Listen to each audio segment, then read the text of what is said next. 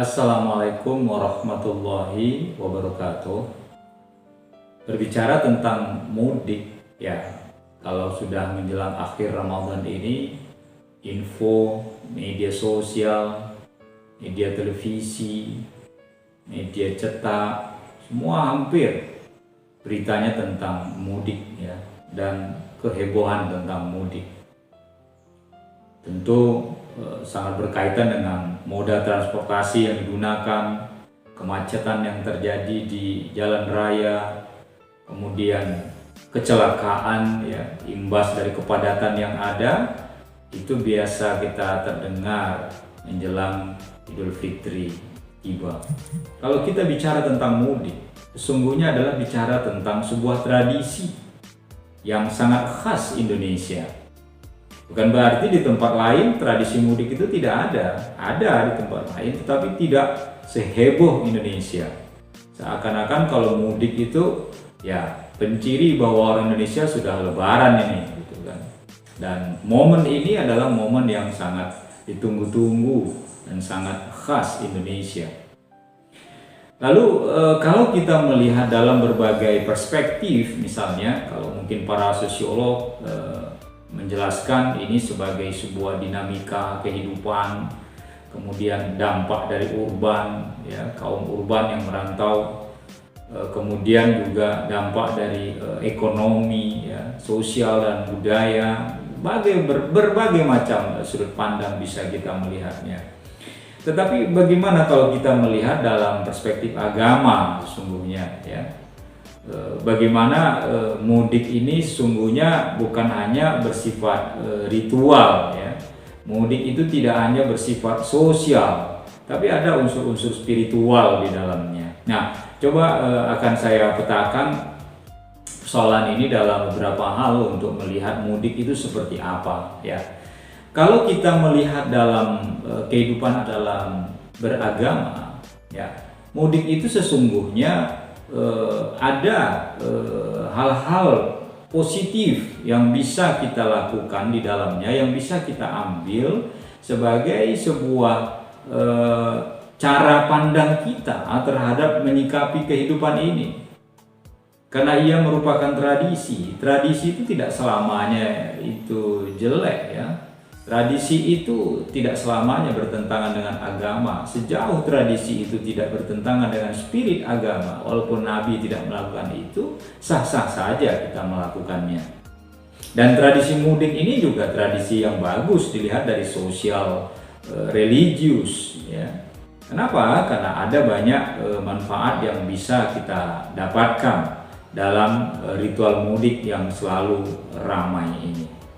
Apalagi sejak Indonesia, ya, 2 tahun belakangan dilanda oleh pandemi, bukan hanya Indonesia, dunia secara global, dan 2 tahun pula sebagian besar dari kita tidak melakukan ritual mudik ini. Nah, bagaimana kita melihatnya? Yang pertama, bahwa mudik itu sesungguhnya ajang kita untuk silaturahmi. Kita bersilaturahmi kepada keluarga kita, kepada orang tua kita, bagi yang masih memiliki orang tua, ya. Kita bersilaturahmi dengan tetangga-tetangga kita, ya. Kemudian silaturahmi ini sesungguhnya adalah ajaran Islam yang mengajarkan bagaimana kita berbuat baik kepada keluarga kita, kepada tetangga kita, kaum kerabat, dan siapapun itu. Bahkan Allah sendiri mengatakan dalam surat Al-Anfal, ya, ayat 1, wa aslihu zata bainikum wa ati'ullaha wa rasulahu in kuntum mu'minin, kata Allah. Dan perbaikilah hubunganmu di antara sesamamu dan taatlah kepada Allah dan Rasulnya, dan jika kamu adalah orang-orang yang beriman. Ya, silaturahmi itu pada dasarnya memperbaiki hubungan kita, mempererat hubungan kita, menyambung hubungan kita. Barangkali karena kita merantau sekian lama, nggak bertemu dengan orang-orang yang kita cintai, ibu bapak kita, keluarga kita, saudara, teman, dan semuanya itu, lalu kita rajut kembali sekian tahun kita tidak pulang ke kampung halaman. Lalu kita mudik, ketemu dengan mereka, Dan bila sebelumnya mungkin kita melakukan kesalahan atau kekhilafan, inilah cara terbaik untuk memperbaiki itu semua agar kita memperbaiki lagi hubungan kita. Dan cara memperbaikinya itu ya dengan silaturahmi ya di Lebaran. Kalau kita mungkin biasa pulang di luar Lebaran, tapi ya tidak sespesial Lebaran ya, paling kita hanya urusan ada keluarga yang wafat, ada keluarga yang acara resepsi ya, paling itu ya. Tapi begitu kita misalnya Idul Fitri kita pulang lalu kita mudik, kita berkumpul, semuanya itu kan orang berkumpul. Momen kita itu untuk bertatap muka, bertemu secara langsung. Selama ini kita bertemu tapi secara daring, nah pas Idul Fitri itu kita bisa melakukan secara luring, ketemu secara langsung. Nah, inilah manfaat yang pertama yang bisa kita gali, ajang silaturahmi untuk menjalin hubungan yang sempat barangkali terputus atau hubungan yang kurang bagus karena alasan jauhnya kita, komunikasi kita tidak lancar, maka dengan silaturahmi secara langsung ini bisa lebih mempererat hubungan kekeluargaan, bisa memperbaiki hubungan kekeluargaan, dan bisa menyenangkan kita semua. Lalu yang kedua adalah mudik itu biasanya ya karena kita tinggal di kampung halaman kita dulunya, lalu kita merantau di saat kita usia remaja atau sudah cukup dewasa, tentu orang tua kita, kakek nenek kita, atau saudara-saudara kita yang meninggal, ya makamnya di kampung halaman. Nah, momennya untuk ziarah, inilah yang kita lakukan. Jadi mudik itu nggak hanya sekedar kita silaturahmi, tapi kita ziarah nyekar ya ke makam orang tua, keluarga kita. Ya, bagi yang masih hidup, alhamdulillah. Kalau yang sudah meninggal ya kita berziarah ke makamnya secara langsung.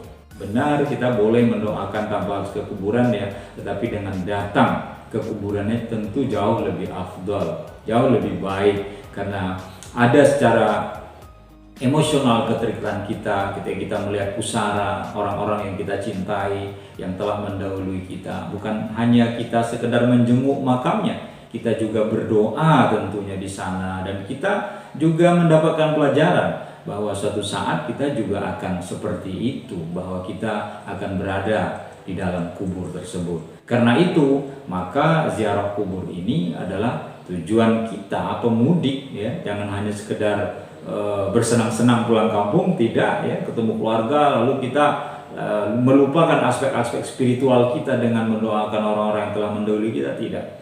Semuanya bisa kita lakukan dengan cara yang tidak bertentangan dengan ajaran agama. Dan ziarah kubur ini ya, kita tahu spiritnya dari apa yang sudah dianjurkan oleh Nabi kepada kita ya. Dalam sebuah hadisnya Rasulullah mengatakan, "Untu nahaitukum an ziyaratil quburi ala fazuruha fa innahu yuriqul qalb wa tudmi'ul 'ain wa tudzakkirul akhirah wa la taqulu hujra." Kata Rasulullah, dahulu saya memang melarang kalian berziarah kubur, tapi sekarang berziarahlah. Sungguhnya ziarah kubur dapat melunakkan hati, menitikkan air mata, mengingatkan pada hari akhirat, dan janganlah kalian berkata buruk pada saat ziarah. Ada manfaat yang hikmah yang secara langsung disampaikan oleh Rasulullah. Pada awalnya Rasulullah pernah melarang ziarah kubur, lalu Rasulullah merintahkan kemudian berdasarkan hadis ini. Lalu kemudian dalam ziarah itu ada pelajaran yang kita dapatkan, melunakkan hati. Mungkin hati kita yang keras selama ini, ibadahnya kita masih lemah, masih kurang. Dengan ziarah kubur akan menyadarkan kita, suatu saat kita akan ke situ loh. Suatu saat kita akan terbujur di dalamnya dan akan ditimbun di dalam tanah tersebut. Semoga dengan ziarah kubur itu tentu harapannya akan melunakkan hati kita. Lalu menitikkan air mata, ya kita sedih kehilangan orang-orang yang kita cintai, dan itu suatu hal yang wajar. Atau kita sedih bahwa kita tidak bertemu secara langsung, bertatap muka karena orang yang kita cintai sudah mendahului kita. Namun kesedihan itu sungguhnya semakin menyadarkan kita betapa kita dengan kematian itu sangat dekat. betapa bahwa kematian itu adalah bagian dari kehidupan kita yang tidak bisa kita tolak, karena itu adalah akhir dari kehidupan. Makanya kalau kita menitikkan air mata sambil berziarah tuh ya dalam rangka itu. Justru jangan kita melakukan tawa ya, kelakar, bercanda, nggak karu-karuan di kuburan saat ziarah. Nah itu yang tidak boleh, karena menitikkan air mata itu ya air mata yang menyadarkan kita bahwa sungguhnya kita juga suatu saat akan dipanggil oleh Allah dan dikubur dalam tanah tersebut. Kemudian mengingatkan kita pada akhirat. Hidup di dunia ini hanya sementara. Ya, ketika kita menziarahi kubur, saya nanti akan mampir di alam barzah ini untuk selanjutnya ke kampung keabadian, yaitu akhirat.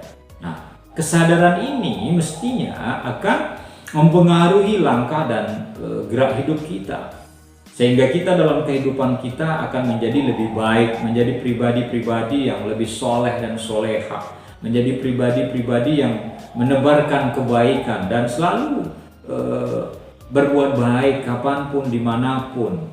Sehingga dengan berziarah kubur tampak sekali syarat dengan ajaran-ajaran yang yang baik buat kita. Termasuk di dalamnya jangan kita berkata buruk di kuburan itu. Walaupun orangnya itu sudah meninggal, walaupun mereka hanya tinggal tulang belulang, tapi mereka adalah penghuni alam barzah itu. Mereka ada di sana. Mereka kita hormati sebagai orang yang sudah meninggal. Karena ada orang kadang-kadang, ini kan sudah meninggal, tidak apa-apa kita bicara seenaknya kita. Mereka tahu apa gitu kan. Ada sebagian gitu. Bahkan ada juga orang yang sengaja duduk di atas kuburan gitu ya. Walaupun mereka sudah meninggal dan mereka ada di dalam tanah dan walaupun mereka sudah tidak ada di alam dunia, tapi penghormatan terhadap orang yang meninggal, Islam mengajarkan kita. Buktinya Rasulullah menganjurkan agar kita tidak berbicara buruk saat kita berziarah di kuburan. Ini intinya adalah bahwa saat mudik itu kita tidak hanya sekedar pulang kampung, tetapi kita juga bisa berziarah, mengunjungi makam-makam keluarga dan orang-orang yang kita cintai. Lalu yang ketiga adalah bahwa mudik itu ekspresi kebanggaan diri ya, secara sosial begitu. Bahwa saya sudah merantau, bahwa saya sudah sukses. Apalagi kalau pulang dengan penampilan mentereng, kendaraan bagus, dan punya status dan kedudukan yang bagus di rantau, itu kan sebuah kebanggaan ya. Makanya di dalam filosofi masyarakat kita ada yang mengatakan bahwa merantaulah, cari ilmu dan pengalaman. Tapi ingat, setelah merantau dan sukses, jangan lupakan kampung halaman. Itu betul ya. Saya setuju sekali dengan pepatah orang tua kita dulu. Merantau itu untuk mencari ilmu dan mencari pengalaman. Kalau kita di kampung saja mungkin hanya begitu-begitu saja. Bukan berarti kita kalau nggak bisa merantau lalu kita sedih, tidak. Tapi upaya untuk merubah nasib dengan menuntut ilmu yang lebih baik lagi daripada yang ada di kampung halaman kita, tentu adalah tujuan yang ingin kita capai. Tapi ketika kita sukses, ketika kita berhasil, atau kita belum berhasil sekalipun, kita jangan pernah melupakan kampung halaman kita. Ya, kita tetap mudik, kita tetap pulang, ya, melepas kangen dan rindu pada kampung halaman kita dengan mudik yang kita lakukan. Nah, lalu dengan ekspresi kebanggaan itu biasanya memotivasi generasi muda. Dilihatnya, wah ternyata bapak itu merantau dia sukses. Ternyata Mas itu merantau jadi sukses, Mbak itu merantau jadi sukses, ya, Ibu itu merantau jadi sukses. Kalau gitu saya ingin seperti mereka dan saya akan bekerja keras untuk bisa sukses seperti mereka dan bisa membangun kampung halaman kita. Nah, ini kan motivasi yang baik. Sehingga ketika orang yang sukses merantau itu dan dia pulang dengan membawa ekspresi kegembiraan dan kebanggaan bahwa dia sudah sukses, itu ternyata ada dampak-dampak positif juga yang menginspirasi generasi muda yang ada di kampung itu untuk bisa mengikuti jejak orang yang telah sukses di rantau tersebut. Lalu yang keempat adalah bahwa mudik itu ada dalam rangka mengobati rindu pada kampung halaman. Siapa sih yang tidak rindu pada kampung halaman? Karena dunia pertama yang kita lihat itu adalah kampung halaman kita. Bahkan sampai kita remaja, terkadang kita di kampung halaman baru merantau. Nah, kerinduan itu biasanya sangat melo, sangat mendayu-dayu saat menjelang Idul Fitri. Atau biasanya rindu itu akan terasa sekali ketika suasana Idul Fitri itu. Dan ketika kita tahu sebentar lagi Idul Fitri dan kita sudah mempersiapkan diri, maka kerinduan itu segera kita wujudkan dengan pulang kampung. Kita ingin melepaskan rindu kita pada kampung halaman kita, teman-teman sepermainan kita, tempat kita bermain dulu. Kita juga bernostalgia dengan kawan-kawan kita atau seperjuangan kita dulu. Nah, ini yang membuat kita ingin sekali mudik karena untuk mengobati rindu itu. Kalau penyakit kan kalau ingin sembuh kan harus minum obat. Ya, kalau kita ini tidak menyebut pulang kampung itu penyakit, tetapi kerinduan itu memang harus diobati. Dan mengobati rindu itu hanya dengan pulang kampung. Maka kalau kita belum bisa pulang bukan berarti kita tidak rindu dan tidak rindu pada kampung halaman. Tapi tentu kedepannya di saat kita bisa atau kena halangan sesuatu kita nggak bisa saat ini, semoga di masa yang akan datang kita bisa menengok kampung halaman kita, bertemu keluarga kita, andai taulan, kawan-kawan seperjuangan, kemudian bisa bernostalgia di tempat-tempat yang dulu kita tempat bermain kita di masa kecil. Dan inilah yang kadang-kadang membuat kita sangat rindu pada kampung halaman. Dan kerinduan itu memang harus diobati. Cara mengobatinya, pulanglah kita pada kampung halaman kita. Yang kelima adalah berbagi. Kita kan merantau, sukses. Lalu saat kita mudik itu, tentu kita bawa sesuatu lah buat keluarga kita, teman-teman kita. Nggak harus mahal, ya. Paling tidak kita berbagi pengalaman, ya. Kita berbagi ilmu. Kalau secara materi mungkin kita bawa cenderamata, sekedar oleh-oleh, ya, untuk menyambung rasa sayang dan perhatian kita pada keluarga kita dan teman kita. Saya kira itu momennya. Apalagi kalau nanti secara ekonomi kita sudah cukup, lalu kita membagikan zakat kita di kampung kita, ya silakan. Mungkin itu lebih baik.